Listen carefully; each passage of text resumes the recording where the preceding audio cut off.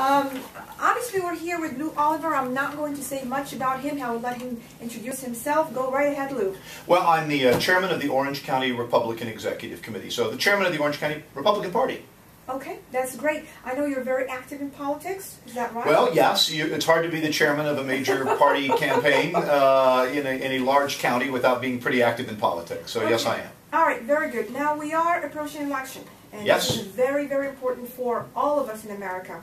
And this is for me, as a citizen of this country, this will define where this country will go.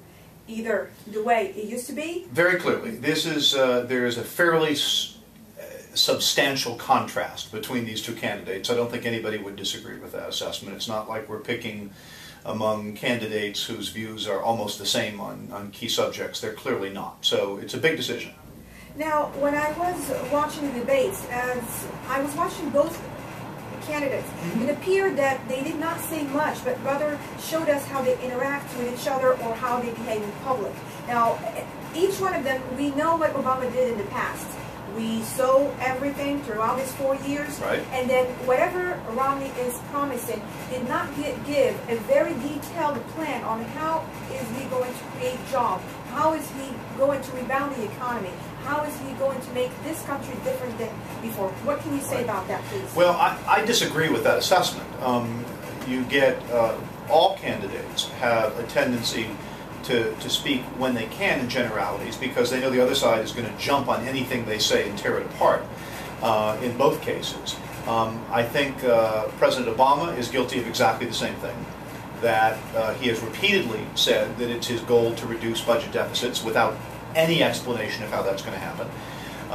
He has repeatedly said that it is intention to significantly reduce unemployment without any explanation of how that's happened. As you know, the only reason that the unemployment rate even looks like it's below 8% is because huge numbers of Americans have given up looking for a job. I agree. If you make a comparison between the real unemployment rate in 2012 versus the one that the government says at 7.8%, the real number is more like 8.5 or 9%.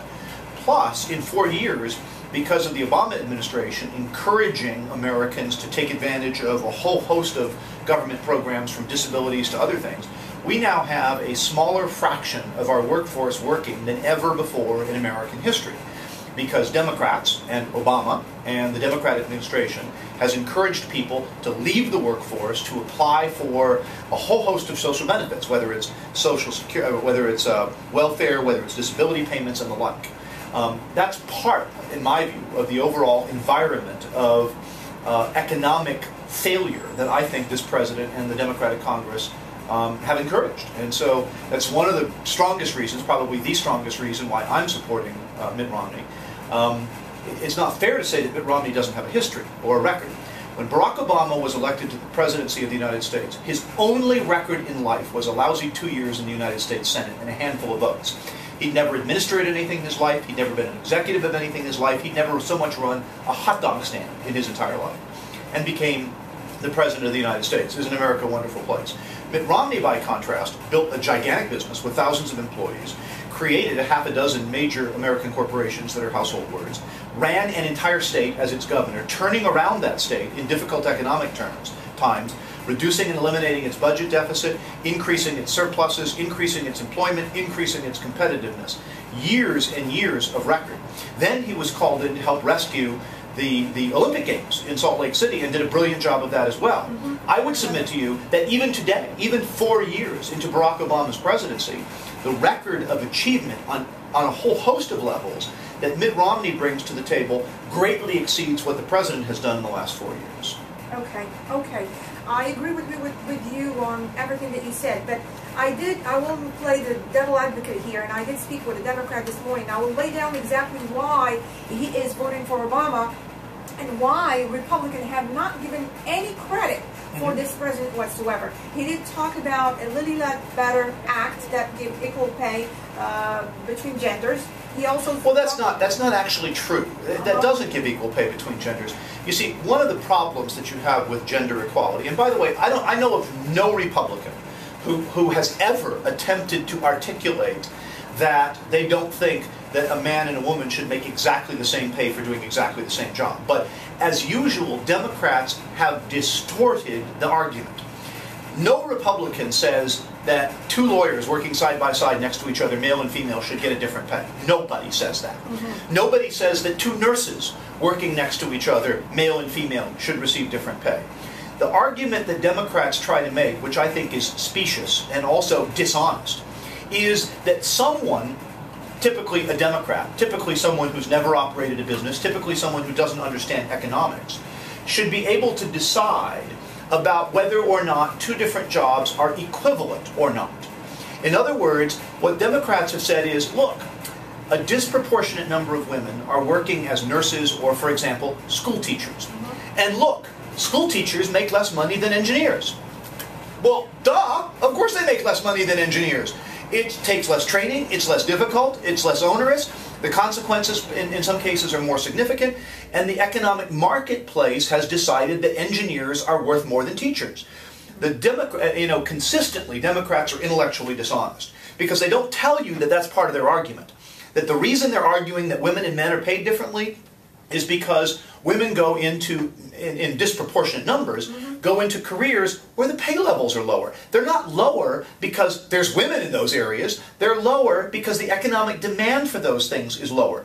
Being a school teacher is a tough job. Nobody's saying it's cake. But at the same time, you have perfect job security, you get 2 months of paid vacation, you have a relatively flexible schedule, you don't have to work till 5 or 6 o'clock each and every night, and it's different than being in the private sector. There are advantages. People make trade-offs. They go to work in the public sector because it's less stressful in many cases, because the hours are less, because the security is higher, you don't get fired if the economy goes up and down and the like, and those are choices people make.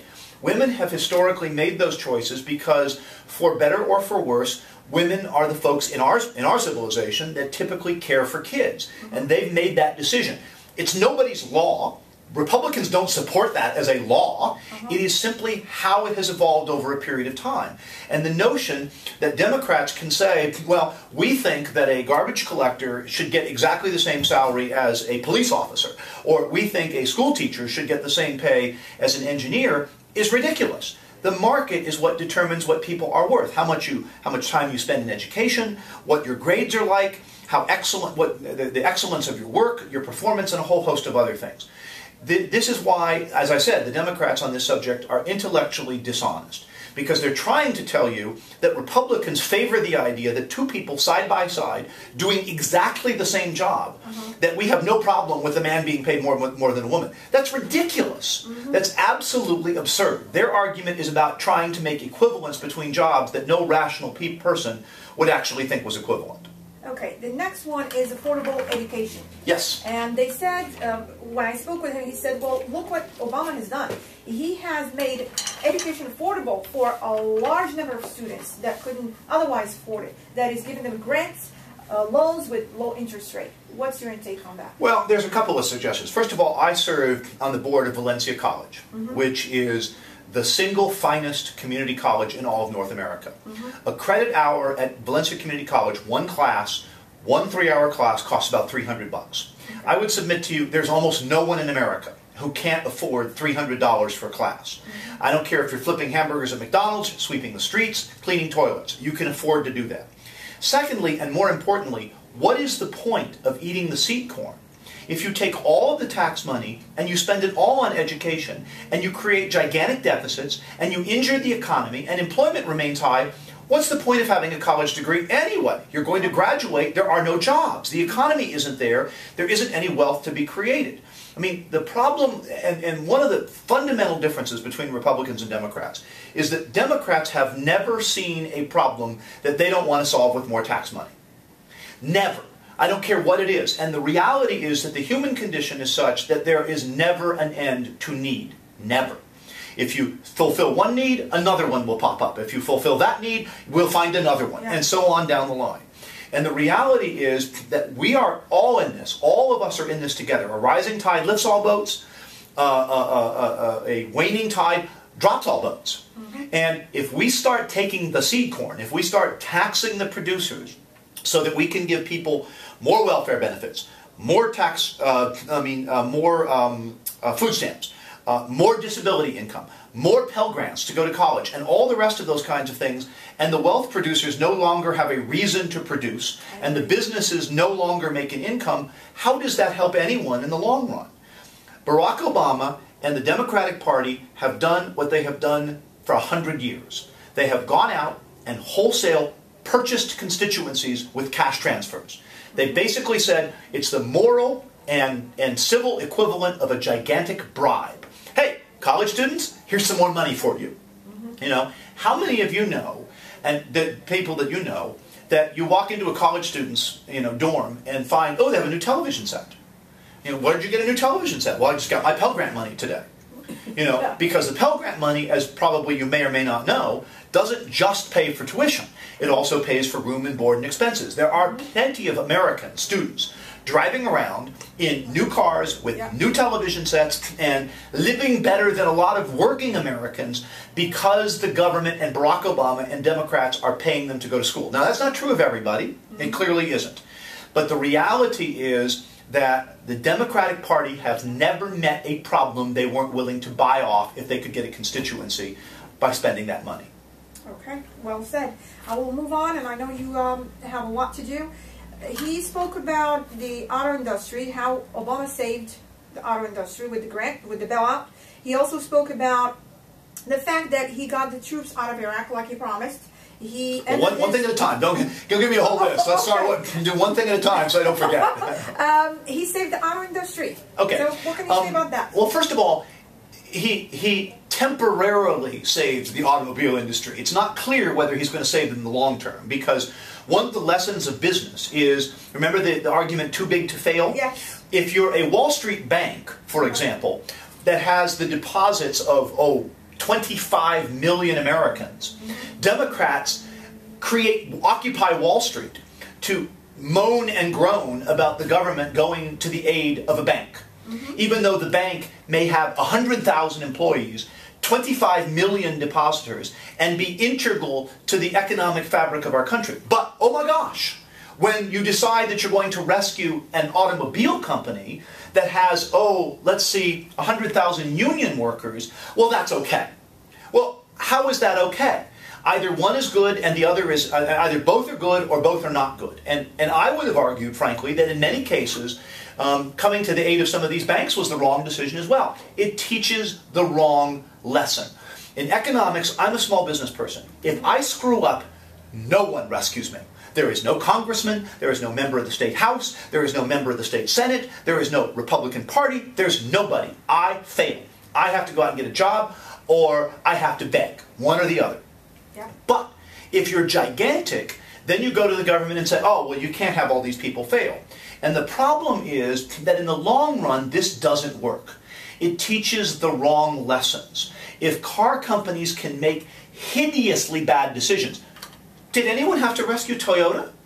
I don't think so. Did anyone have to go in and rescue Nissan or Hyundai through the economic crisis? No, I don't believe they did. They had to go in and rescue General Motors because they made crappy cars at unreasonable prices because their union workforce overcharged for labor that it wasn't worth doing. And as a consequence, that's what the government rescued, 100,000 union jobs. It would have been far better. And by the way, the most successful car company in America today, Ford. And they didn't get a bailout from the federal government because Ford made good products, Ford stuck to the knitting, Ford did what they were supposed to do in the marketplace. Okay. Now we'll move on to the immigration policy. Yes. Now he mentioned something about the DREAM Act that allowed people that were already here in this country to go into an amnesty program and get their citizenship. Sure. What would you say about that? And I know that for a fact, as we all are either immigrants or son of immigrants, or this country is made up of immigrants. Of course, obviously. naturally.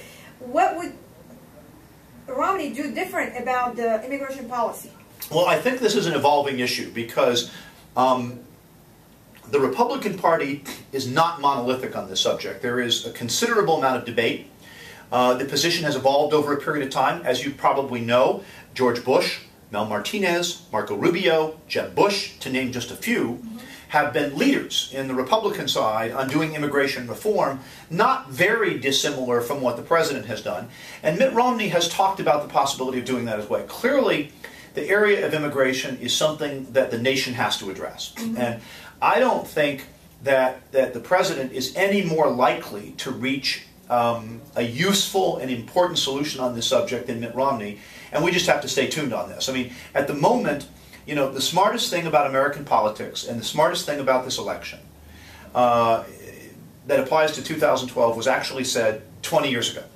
And it was said by an advisor who you know very well, who was the chief advisor to Bill Clinton when he was originally running for president. And he wrote on a chalkboard in their campaign headquarters in Little Rock, Arkansas, the famous words, "It's the economy, stupid."